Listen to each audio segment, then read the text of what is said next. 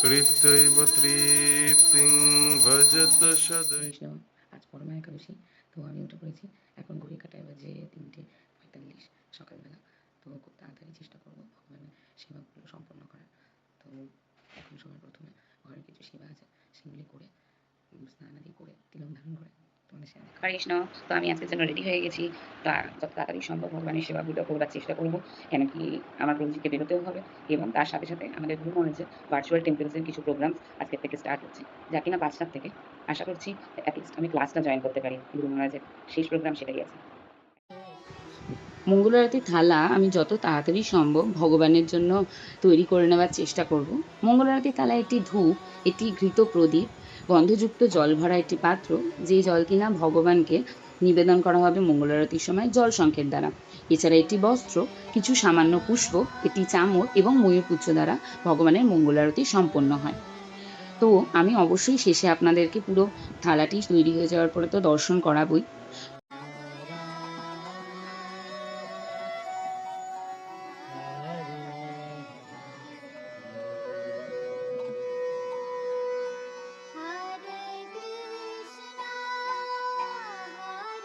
আমাদের মঙ্গল আরতির থালা রেডি।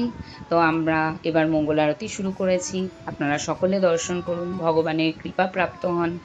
মঙ্গল আরতি সবার প্রথমে ধূপ, তারপরে দীপ, তারপরে গন্ধযুক্ত জল, জলসংক্ষেপ দ্বারা ভগবানকে নিবেদন করা হয়।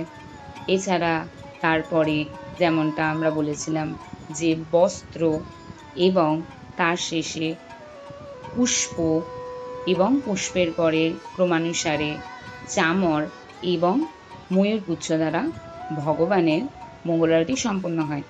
মঙ্গল আরতি সম্পন্নের পরে ভগবান নৃসিংহদেবের কাছে প্রার্থনা নিবেদন করে ভগবান শ্রী নৃসিংহদেবের আরতি কীর্তন করব। এরপরে তুলসী মহারানীকে জল দান করে, তুলসী মহারানীকে প্রদক্ষিণ করে আমরা আমাদের দিনের সূচনা করব। এরপরে আমার কিছু রাউন্ড জব বাকি আছে, সেটিকে আমি সম্পন্ন করে নেব এবং আমার প্রভুজিও বাইরে যাবেন, তো সেই কারণে আমাকে ভগবানের ভোগ রেডি করতে হবে। তো আমার সকালবেলার কিছু জব সেরে নিয়ে আমি ভগবানের রান্নাঘরে চলে এসেছি। তো এখানে ভগবানের জন্য আম, জাম, কলা এবং বাদামের লাড্ডু ভোগের থালিতে আমি রেডি করছি।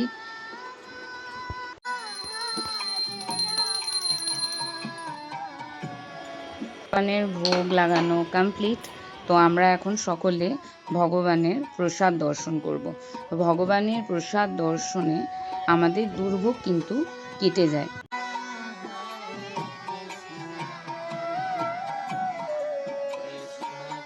প্রভুপাদ এবং শ্রীল গুরু মহারাজের লেকচার শ্রবণ করব, যা কিনা ভক্তির জন্য important.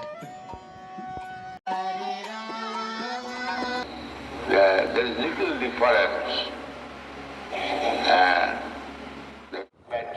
if the fingers think that we have body, we shall use it, all the fingers together. তো বিকেলবেলার সময় হয়ে গেছে, আমি বিশ্রাম নিয়ে ভগবানের রান্নাঘরে এসে পড়েছি এবং এখানে আমি পরের দিনকের জন্যই ভগবানের ভোগ রন্ধনে কিছু ভেজিটেবলস কাট করে রাখছি।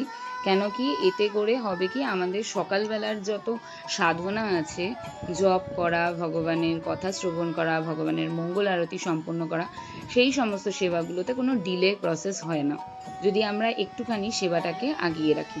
তা আজকে আমি ভগবানের জন্য বিকেলে একাদশীতে ভোগ নিবেদন করব মাখনার ক্ষীর, তারই প্রিপারেশন হচ্ছে এবং তারই পাশের গ্যাসে আমি বসিয়ে দিয়েছি ঘি কড়াইতে, আপনারা দেখবেন, যেখানে কিনা আমি আলুর সবজিটা বানাবো। তা আলু সবজি বানাতে একদম বেসিক স্পাইসেস লাগে, যেগুলো আমরা ইউজ করে ভগবানকে ভোগ নিবেদন করতে পারি। তো ইতিমধ্যেই এই সবজিটা হতে হতেই আমি পাশাপাশি কুট্টু আটার যে পরোটা বানাবো, সেই কুট্টু আটার পরোটার মিশ্রণটিও রেডি রাখবো। তা আমি এখনই বলে দিই, কুট্টু আটার পরোটার মিশ্রণে খুব সিম্পল জিনিস, ধনেপাতা, কাঁচা লঙ্কা, কুট্টু আটা, একটি জাস্ট আলু সেদ্ধ, আর হচ্ছে যে আপনি চাইলে গোলমরিচের গুঁড়ো অ্যাড করতে পারেন, আমি করিনি, আর সামান্য নুন এবং গরম জল দিয়ে জাস্ট একটা ডো মেখে তৈরি করব। তাতে আমার 4খানা পরোটা হয়েছে। দেখতেই পাচ্ছেন আপনারা কিভাবে আমি ডোটা তৈরি করেছি। ইভিনিং ভোগা অফারিংয়ের অলমোস্ট সব কিছুই হয়ে গেছে, শুধুমাত্র পরোটাটা করার মানে অফার করার আগে ঠিক করবো, যাতে গরম গরম ভগবানকে দেওয়া যায়। তো এবার টাইম ফর এক্সট্রা চ্যান্টিং, কেন কি আজকে একাদশী, তার উপরে অধিক মাস। এছাড়া যদি কোনো অধিক মাস নাও থাকে, দামোদর মাস নাও থাকে, আর একাদশী নাই বা থাকবে, আমাদের সময় পেলে পরেই হরিনামের সঙ্গ করা উচিত, কেন কি ভগবান তাতে খুবই প্রসন্ন হন এবং ভগবানের চরণে আমাদের ঠাঁই মেলে একমাত্র এই হরিনাম সেবার মাধ্যমে। কিছুটা হরিনাম জপ করার পরে সন্ধ্যার সময় আমার খুব পছন্দের ভগবানকে নিবেদন করার জিনিস, সেটা হচ্ছে ধুনো।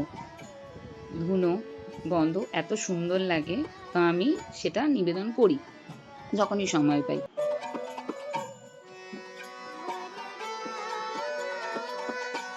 ইম্পর্টেন্ট ব্রত হচ্ছে ভগবানকে দীপদান করা।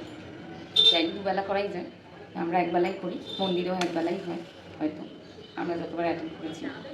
তো এটি হচ্ছে যে তুলসী মহারানীর যে শুকিয়ে যাওয়া যে কাষ্ঠ, সেই কাষ্ঠের ওপরে আমি কটনটাকে জড়িয়ে নিয়ে ঘি লাগিয়ে তার দ্বারা ভক্তি জীবনের সব থেকে সুন্দর সময় ভগবানকে দীপদান করা, সকলে আপনারা দর্শন করুন। তো আমি এখানে সান্ধ্যকালীন ভোগ নিবেদন করে নিয়েছি। তো আপনারা সকলে মহাপ্রসাদ দর্শন করুন এবং নিজেদের কৃপাপ্রাপ্ত হন। তা আজকের ব্লগটি তো এই অবধি। তো আপনাদের অবশ্যই যদি ভালো লাগে এই চ্যানেলটিকে সাবস্ক্রাইব করুন, কমেন্ট করুন এবং লাইক করুন ভিডিওটিকে।